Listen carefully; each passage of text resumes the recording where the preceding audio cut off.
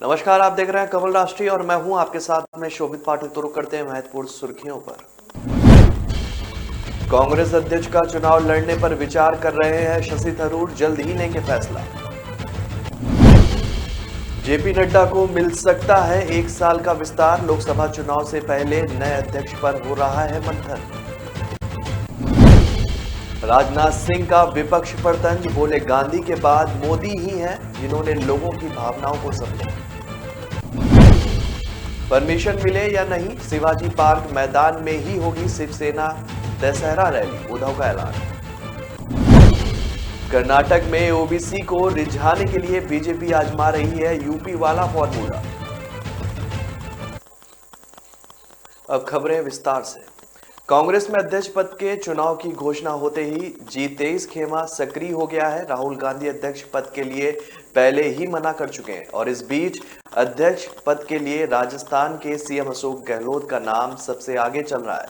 वहीं सूत्रों के हवाले से खबर सामने आ रही कि शशि थरूर भी चुनाव लड़ने की संभावनाएं तलाश रहे हैं। कांग्रेस में अध्यक्ष पद के चुनाव की घोषणा होने के बाद जो है सबकी नजरें अब G23 नेताओं पर टिकी हुई हैं। सबके जहन में एक ही सवाल उमड़ रहा है कि क्या अध्यक्ष पद पर कांग्रेस में तीसरी बार मुकाबला होगा। गौरतलब है कि पिछले 3 दशक में 2 बार कांग्रेस अध्यक्ष पद के लिए चुनाव हुआ है। माना जा रहा है कि अगर राहुल गांधी कांग्रेस अध्यक्ष बनने को तैयार नहीं होते तो G23 का कोई नेता इस पद के लिए चुनाव लड़ सकता है। खबरों के मुताबिक शशि थरूर, मनीष तिवारी या पृथ्वीराज चौहान मैदान में कूद सकते हैं और इसी बीच सूत्रों ने जानकारी भी दी है कि कांग्रेस के वरिष्ठ नेता शशि थरूर कांग्रेस अध्यक्ष के पद पर चुनाव लड़ने की संभावनाएं तलाश रहे हैं। हालांकि अभी उन्होंने इस पर अंतिम फैसला नहीं लिया है। सूत्रों ने बताया है कि थरूर ने अभी अपना मन नहीं बनाया है, लेकिन वह जल्द ही निर्णय ले सकते हैं। हालांकि थरूर ने इस पर टिप्पणी करने से इनकार कर दिया है। वह इस मुकाबले में शामिल होंगे या नहीं। उन्होंने मलयालम के दैनिक अखबार मातृभूमि में एक लेख भी लिखा है, जिन्होंने स्वतंत्र एवं निष्पक्ष चुनाव कराने का आह्वान किया है। इस लेख में उन्होंने कहा है कि कांग्रेस कार्य समिति CWC की दर्जन भर सीटों के लिए पार्टी को चुनाव की घोषणा करनी चाहिए। थरूर ने कहा कि AICC और PCC प्रतिनिधियों से पार्टी के सदस्यों को यह फैसला करने की अनुमति देने से कि इन प्रमुख पदों पर पार्टी का नेतृत्व कौन करेगा, इससे आने वाले नेताओं के समूह को वैध बनाने और पार्टी का नेतृत्व करने के लिए उन्हें विश्वसनीय जनादेश देने में मदद भी मिलेगी।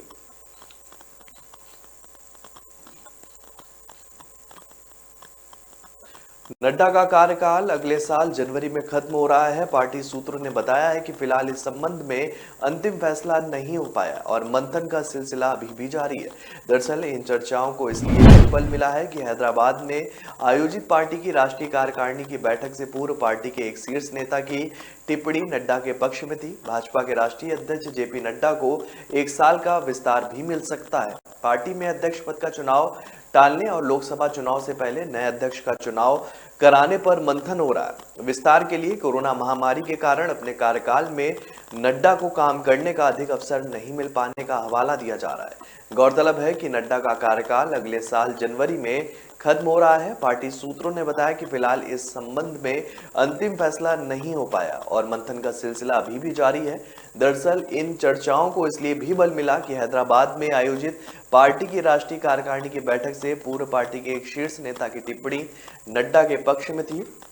नड्डा को अगर 1 साल का सेवा विस्तार मिलता है तो उनका कार्यकाल जनवरी 2024 तक चलेगा। ऐसे में पार्टी को लोकसभा चुनाव से करीब 3 महीने पहले नया अध्यक्ष मिलेगा। हालांकि इस बीच इस साल गुजरात और हिमाचल प्रदेश के साथ अगले साल कर्नाटक, मध्य प्रदेश, राजस्थान, छत्तीसगढ़ विधानसभा चुनाव संपन्न हो जाएंगे और इन चुनावों में भाजपा के प्रदर्शन के साथ ही नड्डा का ग्राफ भी बढ़ेगा। त्रिपुरा में विधानसभा अभियान की शुरुआत करते हुए भाजपा के राष्ट्रीय अध्यक्ष JP नड्डा ने सोमवार को यहां कहा कि पार्टी के शासन में पिछले 4 वर्षों के दौरान राज्य में चहुमुखी विकास हुआ है और अगर 2023 में सत्ता वापस आती है तो राज्य आर्थिक विकास में नई ऊंचाइयों को छुएगा। त्रिपुरा के 2 दिवसीय दौरे पर आए नड्डा ने कहा कि भाजपा के शासन में त्रिपुरा ने बड़े बुनियादी ढांचे के निवेश को आकर्षित किया है और औद्योगिकरण को गति इससे लगातार मिल रही है।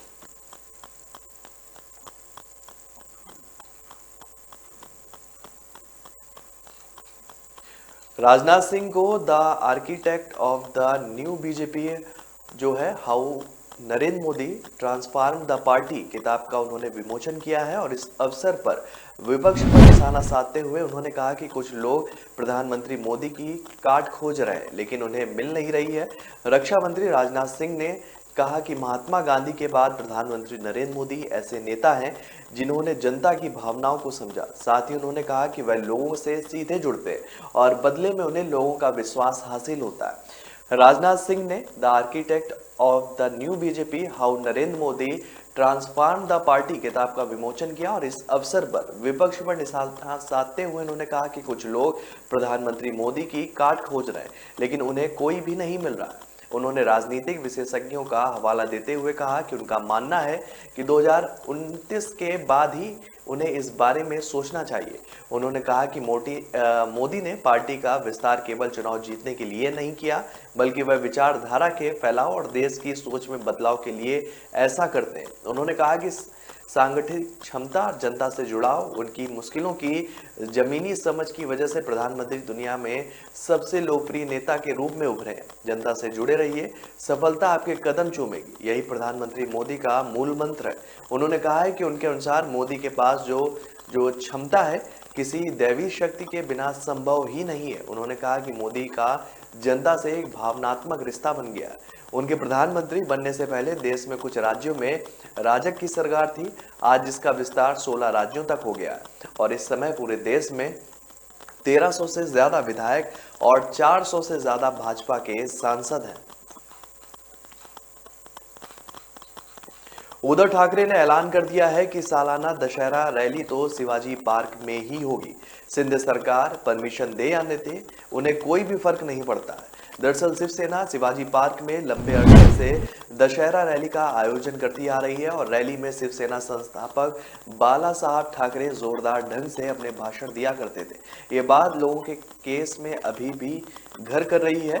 यही वजह है कि उद्धव ने इस प्रतिष्ठा की लड़ाई इसको बना दिया है। ध्यान रहे कि शनिवार को उद्धव ठाकरे के बेटे आदित्य ठाकरे ने कहा था कि शिवसेना की सालाना दशहरा रैली के आयोजन को लेकर दिए जा रहे प्रार्थना पत्र को अधिकारी स्वीकार नहीं कर रहे और उसके बाद उद्धव ठाकरे ने कहा कि दशहरा रैली में शामिल होने के लिए विभिन्न हिस्सों में शिव सैनिक शिवाजी पार्क आने की तैयारी में जुट गए हैं। उन्होंने कहा कि शिवसेना का यह सालाना उत्सव शिवाजी पार्क में ही होगा। एकनाथ शिंदे की बगावत के बाद शिवसेना दो फाड़ हो चुकी है। अलगाव के बाद यह पहली बार है जब दशहरा रैली का आयोजन होने जा रहा है। इस साल दशहरा 5 अक्टूबर को मनाया जाएगा। उद्धव ठाकरे को पता है कि यह पर्व पिता की विरासत से जुड़ा हुआ है और उनके लिए शिवाजी पार्क में ही रैली करना कई मायनों से अहम है। रैली की जोर से जो है उनके कद को भी बढ़ावा मिलेगा। नहीं करने दी गई अनुमति तो वो जबरदस्ती वहां पर रैली कर सकते हैं। शिवसेना में जिस तरह से बिखराव हुआ है उसके बाद उद्धव को अपना अस्तित्व बचाए रखने के लिए बीएमसी के साथ दशहरा रैली में मजबूती दिखानी होगी। जिस तरह से पार्टी टूटी वो उनको भौचक करने वाला था, लेकिन हाल ही में आदित्य की रैली में जिस तरह से लोगों ने रुचि दिखाई है वो उद्धव को संजीवनी देने का काम कर रही है।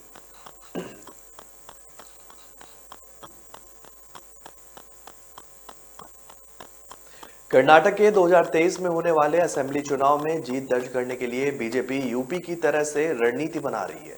जैसे वहां बीजेपी ने यादवों को छोड़ दूसरे ओबीसी वोटरों को अपने पाले में खींचा, वैसे ही कर्नाटक में भगवा दल कुरुबा समाज को छोड़कर बाकी ओबीसी वोटरों को अपनी तरफ लाने की कोशिश में है।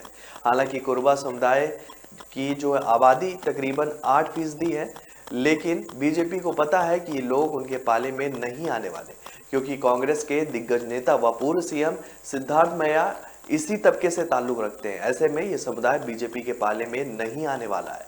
यही वजह है कि बीजेपी दूसरे ओबीसी वोट बैंक में सेंध लगाने के लिए जी जान से कोशिश कर रही है। आपको बता दें कि कर्नाटक में ओबीसी समुदाय की आबादी तकरीबन 33% है, लेकिन इसका ज्यादातर हिस्सा कांग्रेस का समर्थन करता है। 2023 में चुनौती बड़ी है क्योंकि बीजेपी को एंटी इनकबेसी का सामना करना पड़ेगा। भीतरघात पहले से ही मुंह बाएं खड़ी हुई है और ऐसे में वो यूपी की तर्ज पर रणनीति बना रहा है। यूपी में बीजेपी को पता था कि यादव उनके वोट नहीं करने वाले, क्योंकि वो सपा के पाले में है, लिहाजा बीजेपी ने दूसरे ओबीसी में सेंध लगाई। और इसी के तर्ज पर बीजेपी अब कर्नाटक में काम कर रही है।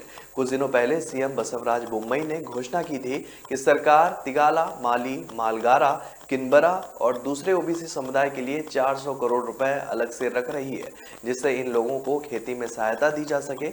और इसी कड़ी में उन्होंने तुमकुल विवी में चेन्नीगराया स्टडी चेयर बनाने का भी ऐलान किया था। बसवराज का कहना है कि आप लोगों को राजनीति में घुसने की जरूरत नहीं है, लेकिन आपके कल्याण के लिए काम पहले से ही होना था। उनका कहना था कि ये सवाल हमेशा बना रहेगा कि समाज के सभी वर्गों के विकास के लिए काम क्यों नहीं हुआ। इससे पहले बीएस येदियुरप्पा ने तिगाला समुदाय के लिए एक मंदिर और कल्चरल हॉल बनाने को लेकर बसवराज बोम्मई से बात भी की थी।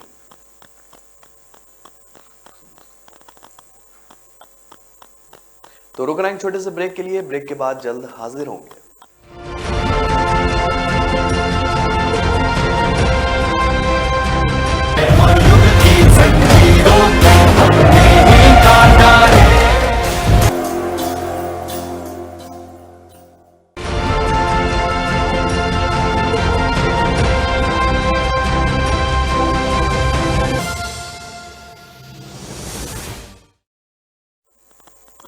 ब्रेक के बाद फिर स्वागत है आपका। रुक करते हैं आगे की खबरों पर। दीपक दुबे के वकील ने न्यायालय के समक्ष तर्क दिया है कि उन्हें इस मामले में झूठा फंसाया गया है, क्योंकि वह अपराधी स्वर्गीय विकास दुबे के भाई हैं और उनके भाई को जुलाई 2021 में गिरफ्तार किया गया था। उन्हें पुलिस द्वारा 4 मामलों में झूठा फंसाया गया था, जबकि वह 16 साल के हैं। इलाहाबाद हाई कोर्ट ने मारे गए गैंगस्टर विकास दुबे के भाई दीपक दुबे को धोखाधड़ी के मामले में जमानत दे दी है। दुबे पर आरोप है कि वह अपराध करने की नीयत से किसी और के नाम से पंजीकृत सिम कार्ड का इस्तेमाल करते हुए पाया गया। हालांकि न्यायमूर्ति सिद्धार्थ की पीठ ने तथ्यों को परिस्थितियों को देखते हुए याची दीपक उर्फ दीपक प्रकाश उर्फ दीपू को जमानत पर छोड़ने की मंजूरी दे दी है। दीपक दुबे के वकील ने न्यायालय के समक्ष तर्क दिया कि उन्हें इस मामले में झूठा फंसाया गया है, क्योंकि वह अपराधी स्वर्गीय विकास दुबे के भाई और उनके भाई को जुलाई 2021 में गिरफ्तार उन्हें किया गया था। उन्हें पुलिस द्वारा 4 मामलों में झूठा फंसाया गया था, जबकि वह 16 साल का है। यह तर्क दिया गया था कि उनके खिलाफ कोई भी आरोप नहीं है। उन्होंने किसी भी अपराध के लिए अपने मोबाइल फोन नंबर का इस्तेमाल किया और न ही मोबाइल फोन के असली मालिक दयाशंकर अग्नोत्री द्वारा उनके खिलाफ कोई भी शिकायत दर्ज की गई। अंत में यह तर्क दिया गया कि अपराध मजिस्ट्रेट द्वारा विचारणीय है। याची जनवरी 2021 से जेल में है। मुकदमे के शीघ्र समापन की कोई भी संभावना नहीं है। दूसरी ओर राज्य की ओर से उपस्थित सरकारी अधिवक्ता ने जमानत आवेदन का विरोध करते हुए कहा कि विचाराधीन मोबाइल नंबर स्वर्गीय विकास दुबे के नौकर का है और विकास दुबे को भागने में सहायता करने के लिए आवेदक द्वारा इसका दुरुपयोग किया जा रहा है। यह भी तर्क दिया गया कि दयाशंकर अग्निहोत्री के बयान के आधार पर विशेष जांच दल द्वारा प्रस्तुत एक विस्तृत रिपोर्ट के आधार पर प्रथम सूचना रिपोर्ट दर्ज की गई थी। चूंकि दूरसंचार नियामक प्राधिकरण के नियम ग्राहक के परिवर्तन की अनुमति नहीं देते, इसलिए आवेदक जमानत पर छोड़े जाने का हकदार नहीं है।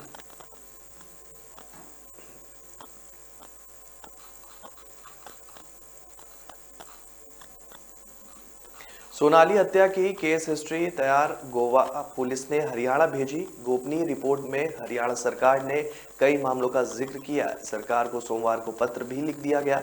गृह विभाग ने गोवा के गृह सचिव को लिखे पत्र में स्पष्ट किया कि सोनाली फोगाट भाजपा की नेता थी और 2013 में भाजपा के टिकट पर आदमपुर से चुनाव उन्होंने लड़ा था।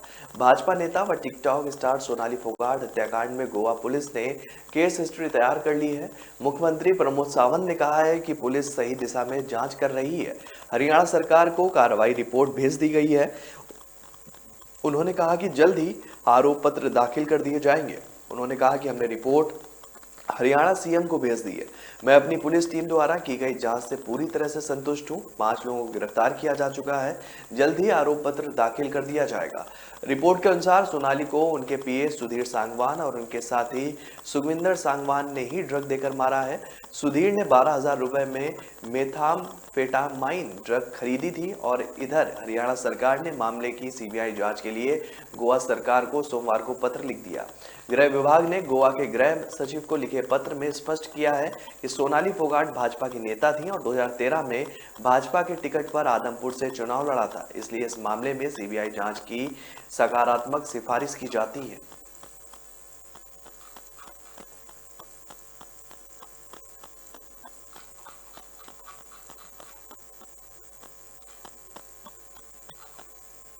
सीडब्ल्यूसी ने मृतक छात्रा को नाबालिग बताया है। पास्को कानून के तहत कार्रवाई की मांग भी की है और धारा 144 भी लागू की है। सीडब्ल्यूसी ने कहा कि छात्रा की 10वीं कक्षा के अंकपत्र के अनुसार उसकी उम्र 16 साल के आसपास थी और वह बालिग नहीं थी, जैसा कि पुलिस ने दावा किया है। दुमका सीडब्ल्यूसी अध्यक्ष अमरेंद्र कुमार ने कहा कि हम सिफारिश करते हैं कि प्राथमिकी में पास्को कानून की धाराएं भी जोड़ी जाएं। झारखंड के दुमका में विवाह प्रस्ताव को ठुकराए जाने के बाद 12वीं कक्षा की छात्रा की जिंदा जलाकर हत्या कर दी गई और इस राज्य में इसके बाद पूरे मामले में उबाल देखने को मिल रहा है। और इसी बीच दुमका जिले में बाल कल्याण समिति ने कहा है कि एक व्यक्ति ने 12वीं कक्षा की जिस छात्र को आग लगाई थी वह नाबालिग थी। सीडब्ल्यूसी ने पास्को कानून के तहत कार्रवाई करने की मांग भी की है। सीडब्ल्यूसी ने कहा कि छात्रा की 10वीं कक्षा के अंकपत्र के अनुसार उसकी उम्र 16 साल के आसपास थी और वह बालिग नहीं थी, जैसा कि पुलिस ने दावा किया है। दुमका सीडब्ल्यूसी अध्यक्ष अमरेंद्र कुमार ने कहा कि हम सिफारिश करते हैं कि प्राथमिकी में बाल यौन अपराध संरक्षण यानी कि पास्को कानून की धाराएं भी जोड़ी जाए, क्योंकि हमारी जांच के मुताबिक नाबालिग लड़की थी। अमरेंद्र कुमार के नेतृत्व में सीडब्ल्यूसी की 4 सदस्यीय टीम ने सोमवार को पीड़िता के परिवार से मुलाकात की और उनकी मार्कशीट भी हासिल की। उन्होंने कहा कि छात्रा की मार्कशीट के अनुसार उसका जन्म 26 नवंबर 2006 को हुआ था, वह नाबालिग थी, इसलिए इस मामले में पास्को अधिनियम के तहत धाराएं लागू होनी चाहिए। इससे पहले दुमका पुलिस ने दावा किया था कि मृतका ने मजिस्ट्रेट के सामने दिए बयान में 19 साल की उम्र का जिक्र किया था। मृतक छात्रा को पहले 90% जलने के बाद गंभीर हालत में दुमका के फूलो झानो मेडिकल कॉलेज में भर्ती कराया गया था, लेकिन बाद में Rajendra institute of medical science यानी कि रिम्स रेफर कर दिया गया था, जहां रविवार को उसकी मौत हो गई। कड़ी सुरक्षा के बीच मयूराक्षी नदी के तट पर सोमवार को उसके पार्थिव शरीर का अंतिम संस्कार किया गया।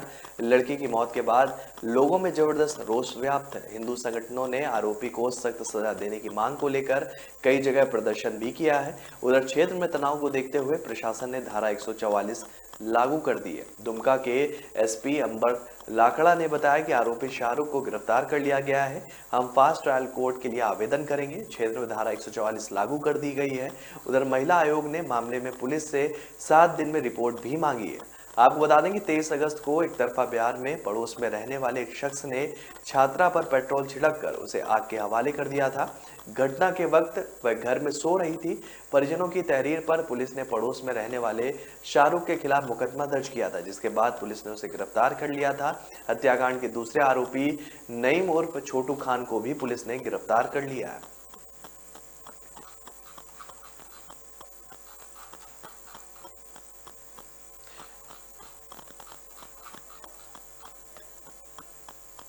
यूपी के 21 जिलों में 12,000 से अधिक जो पशु हैं वो लंपी की चपेट में आ गए हैं। प्रदेश में तेजी से ये वायरस अब फैलता हुआ जा रहा है। एलएसडी वायरस गाय और भैंसों में तेजी से फैलने वाला एक संक्रामक रोग है, जिसे हरियाणा, राजस्थान, गुजरात आदि राज्यों में कहर बरपा रखा है। अब उत्तर प्रदेश में भी इसने तेजी से पशुओं को अपनी चपेट में लेना शुरू कर दिया है। कई राज्यों को बुरी तरह से प्रभावित कर रहा है। लंपी स्किन डिजीज वायरस ने उत्तर प्रदेश में सभी को जबरदस्त पशुओं को अपनी चपेट में लेना शुरू कर दिया है। प्रदेश के 21 जिलों में लंपी के 12,000 से अधिक मामले सामने आए हैं। 85 से ज्यादा पशुओं की मौत भी हो चुकी है। लंपी प्रभावित सभी जिलों में जो है अलर्ट करते हुए टीकाकरण अभियान भी शुरू किया गया है। एलएसडी वायरस गाय और भैंसों में तेजी से फैलने वाला एक संक्रामक रोग है, जिसने हरियाणा, राजस्थान, गुजरात आदि राज्यों में कहर बरपा रखा है। अब उत्तर प्रदेश में भी इसने तेजी से पशुओं को अपनी चपेट में लेना शुरू कर दिया है। समय से अलर्ट होने के बावजूद प्रदेश में 12,000 से ज्यादा पशुओं में एलएसडी मिला है। हालांकि इससे प्रभावित पशुओं को मृत्यु दर जो है अभी काफी कम है, लेकिन जरा सी लापरवाही यूपी में भी अन्य राज्यों की तरह ही पशुओं में इसका भयानक असर दिखा सकती है। इस बीमारी में पशु की त्वचा पर गांठें हो जाती हैं, त्वचा खराब हो जाती है। दुधारू पशु में दूध क्षमता कम होना, पशुओं में कमजोरी, बांझपन, गर्भपात, पशुओं के बच्चों में कम विकास, निमोनिया और लंगड़ापन या मौत भी हो सकती है।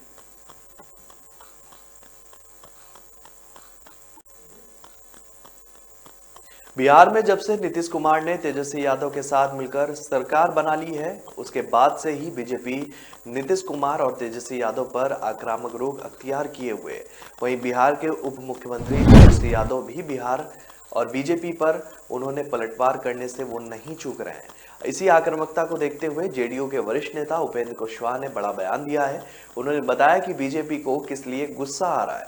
उपेंद्र कुशवाहा ने बीजेपी पर निशाना साधते हुए कहा कि बीजेपी अनर्गल और गैर संवैधानिक मुद्दों को लेकर आगे बढ़ती है। बीजेपी का काम है कि धर्म में लोगों को बांटो और वोट लो। बीजेपी के लोग नीतीश कुमार और तेजस्वी यादव पर इसलिए आक्रामक है क्योंकि कुर्सी उनके नीचे से चली गई है, इसलिए स्वाभाविक है और उनके अंदर गुस्सा भी है। इससे क्या फर्क पड़ता है? बीजेपी वाले हमारी पार्टी और हमारी विचारधारा को समाप्त करने के लिए लगे हुए थे। उपेंद्र कुशवाहा ने जातीय जनगणना पर कहा कि हमारा संविधान भी कहता है कि सरकार सामाजिक गैर बराबरी खत्म करने के लिए योजना बनाए। 1921 की जनगणना के अनुसार बनने वाले योजना उतना लाभ नहीं दे पाई है जितना कि लोगों को मिलना चाहिए। समय समय पर कई बार कोर्ट ने भी कहा है कि फ्रेश आंकड़ा चाहिए। जब तक फ्रेश आंकड़ा नहीं आता है तब तक कोई भी सरकार हो काम नहीं कर पाएगी। उपेंद्र कुशवाहा ने आगे भारत सरकार से मांग रखते हुए कहा कि जब तक जातीय जनगणना नहीं होती है तब तक गरीबों, दलितों, सामान्य वर्ग के लिए लोगों का भी भला नहीं हो पाएगा। हम भारत सरकार से इसे कराने की मांग करते हैं। जब तक भारत सरकार नहीं कराती है, इसके लिए उसने पहले बिहार सरकार ने इसे कराने का निर्णय लिया और इसके लिए हम बिहार की सरकार का धन्यवाद भी करते हैं। आपको बता दें कि बिहार के राजनीतिक दल काफी लंबे समय से जातीय जनगणना की मांग करते आ रहे हैं। नीतीश कुमार जब बीजेपी के साथ गठबंधन वाली सरकार के मुख्यमंत्री थे, उस दौरान भी उन्होंने सर्वदलीय बैठक कर केंद्र सरकार से इसकी मांग की हुई थी।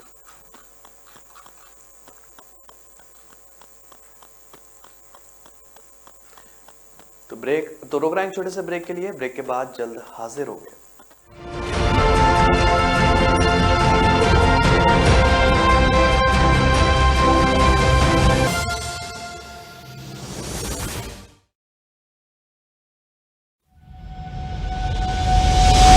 लहरों से डरकर नौका पार नहीं होती, कोशिश करने वालों की कभी हार नहीं होती। नन्ही चींटी जब दाना लेकर चलती है, चढ़ती दीवारों पर 100 बार फिसलती है। मन का विश्वास रगों में साहस भरता है। चढ़कर गिरना, गिरकर चढ़ना न अखरता है। आखिर उसकी मेहनत बेकार नहीं होती, कोशिश करने वालों की कभी हार नहीं होती। डुबकी या सिंधु में गोताखोर लगाता, जा जाकर खाली हाथ लौट कर आता। मिलते नहीं सहज ही मोती गहरे पानी में, बढ़ता 2 गुना उत्साह इसी हैरानी में। मुट्ठी उसकी खाली हर बार नहीं होती, कोशिश करने वालों की कभी हार नहीं होती। असफलता एक चुनौती है, इसे स्वीकार करो। क्या कमी रह गई देखो और सुधार करो। जब तक न सफल हो नींद चैन को त्यागो तो, संघर्ष का मैदान छोड़कर मत भागो तो। कुछ किए बिना ही जय जयकार नहीं होती, कोशिश करने वालों की कभी हार नहीं होती। कुछ नया करो।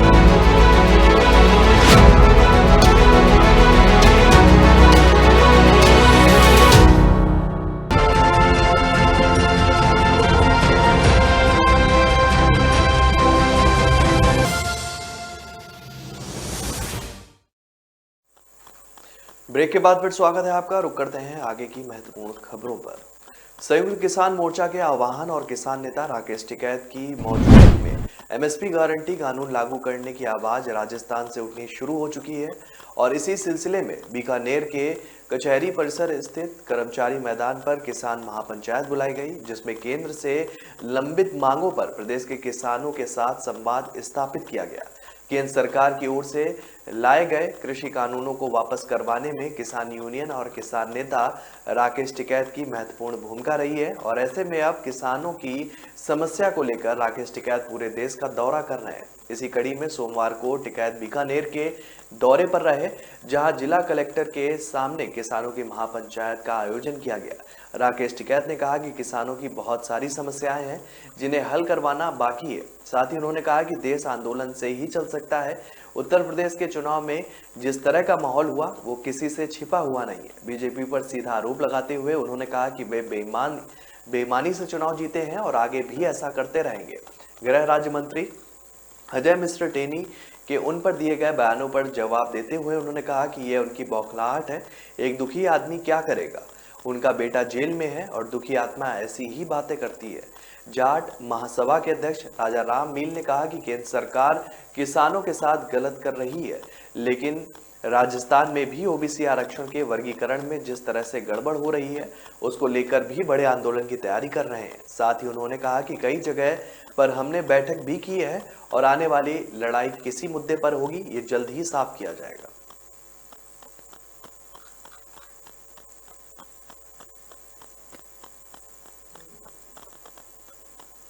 विश्व के धनपतियों की सूची में स्थान पाने वाले वे भारतीय पहले एशियाई हैं और ब्लूमबर्ग इंडेक्स के अनुसार अडानी के आगे अमेरिका के शीर्ष उद्योगपति व टेस्ला के सीईओ एलन मस्क व अमेजन के प्रमुख जेफ बेजोस हैं।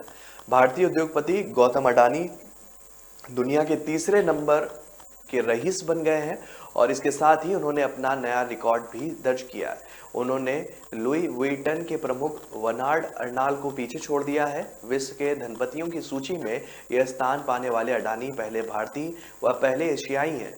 ब्लूमबर्ग इंडेक्स के अनुसार अब अडानी के आगे अमेरिका के शीर्ष उद्योगपति व टेस्ला के सीईओ एलन मस्क व अमेजन के प्रमुख जेफ बेजोस हैं। अडानी अब तक भारत के साथ एशिया के सबसे बड़े रईस थे। अब उन्होंने दुनिया के तीसरे सबसे बड़े रईस का खिताब हासिल कर लिया। ब्लूमबर्ग के अरबपति सूचकांक के अनुसार 60 साल के गौतम अडानी की नेटवर्थ 137.4 अरब डॉलर है। टेस्ला के प्रमुख व दुनिया के सबसे धनी एलन मस्क की नेटवर्थ 251 अरब डॉलर है, जबकि अमेजन के संस्थापक व सीईओ की नेटवर्थ 153 अरब डॉलर है। बर्नार्ड अर्नाल्ड जो है हेंसी लुइन विट, जिसे आमतौर पर LVMH के रूप में भी जाना जाता है, वो संस्थापक हैं उसके।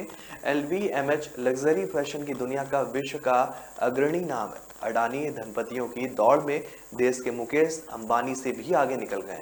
ब्लूमबर्ग की रिपोर्ट के अनुसार अंबानी व चीन के जैक मा एशिया के 2 अन्य बड़े रईस हैं, लेकिन वे अडानी की तरह यह मुकाम हासिल नहीं कर सके।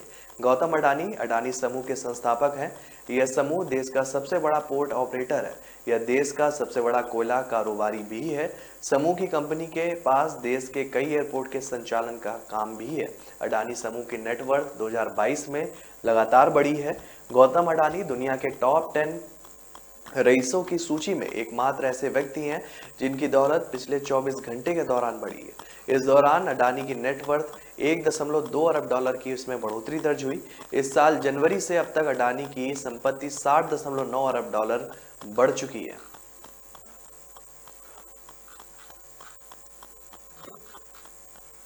देश के कई राज्यों में इन दिनों बाढ़ और भारी बारिश ने लोगों की आफत बढ़ा रखी है। खासकर उत्तर भारत के राज्यों में बारिश जानलेवा साबित हो रही है। वहीं कई राज्यों में नदियों का जलस्तर खतरे के निशान से ऊपर हो गया है।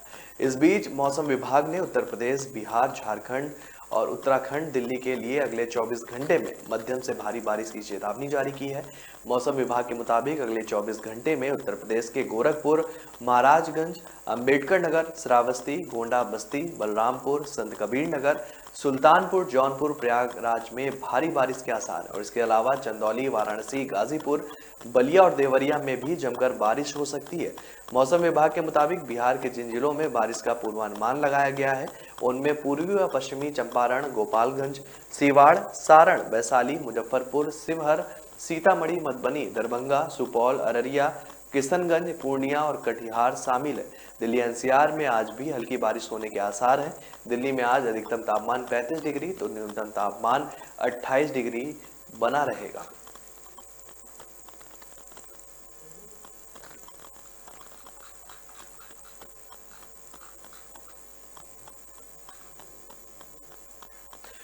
माता पिता का साया सिर से उठने के बाद परिजनों ने 15 वर्षीय इकलौती बेटी यशोधरा की जान को भी खतरा बता दिया है। यशोधरा के पिता की मौत 6 साल से रहस्य बनी हुई है और मां सोनाली फोगाट की हत्या के कारणों का भी खुलासा नहीं हो पाया। यशोधरा की सुरक्षा सुनिश्चित करने के लिए परिजन जल्द पुलिस अधीक्षक से मिलने जाएंगे। कुलदीप फोगाट का कहना है कि एसपी से मिलकर यशोधरा की सुरक्षा के लिए गनमैन दिए जाने की मांग की जाएगी। उन्होंने कहा कि सोनाली फोगाट की हत्या का षड्यंत्र रचने वाला यशोधरा के लिए भी खतरा बन सकता है। प्रॉपर्टी हड़पने के लिए वह एक और हत्या की साजिश रच सकता है। परिजनों ने यशोधरा को अब हॉस्टल के बजाय घर पर ही रखने का फैसला लिया है। यशोधरा को उसकी मर्जी के मुताबिक दादी या नानी के सानिध्य में रखा जाएगा और इस बारे में 1 सितंबर को सोनाली की 13वीं के बाद जो है फैसला लिया जाएगा। वहीं यशोधरा के 21 साल का होने तक उसके केयर टेकर बने रहेंगे लोग। भाजपा नेता एवं टिकटॉक स्टार सोनाली फोगाट की करीब 110 करोड़ की संपत्ति है और अब इस संपत्ति की हकदार उनकी इकलौती बेटी यशोधरा ही होगी। ताऊ कुलदीप फोगाट के अनुसार सोनाली के नाम पर उनकी पति संजय के हिस्से की करीब 13 एकड़ जमीन है। वही 6 एकड़ में फार्म हाउस और रिजॉर्ट भी बना है। सिरसा रोड व राजगढ़ रोड बाईपास के बीच गांव डंडूर की इस जमीन की कीमत करीब 7 से 8 करोड़ रुपए प्रति एकड़ है। करीब 96 करोड़ रुपए की जमीन के अलावा रिजॉर्ट की कीमत करीब 6 करोड़ रुपए आकी जा रही है। संत नगर में करीब 3 करोड़ का आवास व दुकानें भी हैं। सोनाली के पास स्कॉर्पियो सहित 3 गाड़ियां हैं। परिवार के लोग गुरुग्राम में 2 फ्लैट भी सोनाली फोगाट के बता रहे हैं। हालांकि इनके दस्तावेजों के बारे में परिवार को अभी पूरी जानकारी नहीं मिल सकी है। परिजनों के अनुसार करीब 110 करोड़ रुपए से अधिक की संपत्ति है। सोनाली फोगाट ने मई 2022 में ही डंडूर से डांडी तक इंटरलॉकिंग टाइल रोड का निर्माण कार्य का उद्घाटन कराया था। उद्घाटन पत्थर पर पंचायत मंत्री देवेंद्र बबली, शहरी निकाय मंत्री डॉक्टर कमल गुप्ता, भाजपा प्रदेश कार्यकारिणी सदस्य सोनाली फोगाट का भी नाम दर्ज है। यह रोड सोनाली के फार्म हाउस के सामने से गुजरते हुए दोनों हाईवे को जोड़ने का काम भी करता है।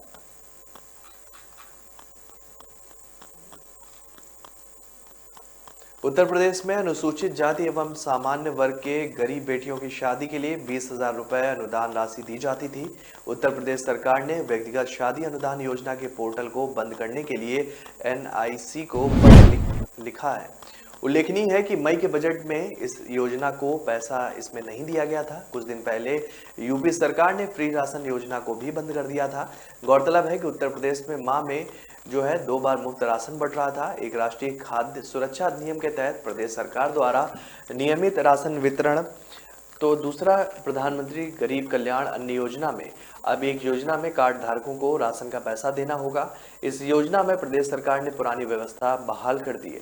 जुलाई माह का राशन 25 अगस्त से 31 अगस्त के बीच बांटा जाएगा और इसके लिए कार्ड धारकों को गेहूं 2 रुपए प्रति किलो व चावल 3 रुपए प्रति किलो की दर से दिया जाएगा। सभी जिला पूर्ति अधिकारियों को भी इस संबंध में विस्तृत दिशा निर्देश जारी कर दिए गए हैं। आपको बता दें कि खाद्य एवं रसद विभाग के अपर आयुक्त अनिल दुबे ने बताया कि इस योजना में नेफेड के तहत मिल रही थी 1 किलो नमक, 1 किलो चना, रिफाइंड आदि मुफ्त दिया जाएगा, लेकिन राशन का पैसा देना होगा। इस योजना में पात्र गृहस्थी लाभार्थी कार्ड पर प्रति यूनिट 5 किलो, जबकि अंत्योदय कार्ड पर प्रति कार्ड 35 किलो जो है प्रदेश में जो है राशन दिया जाता है। प्रदेश में पात्र गृहस्थी लाभार्थी यूनिट संख्या लगभग 14.97 करोड़ तथा अंत्योदय कार्ड धारक यूनिट संख्या लगभग 1.31 करोड़ है।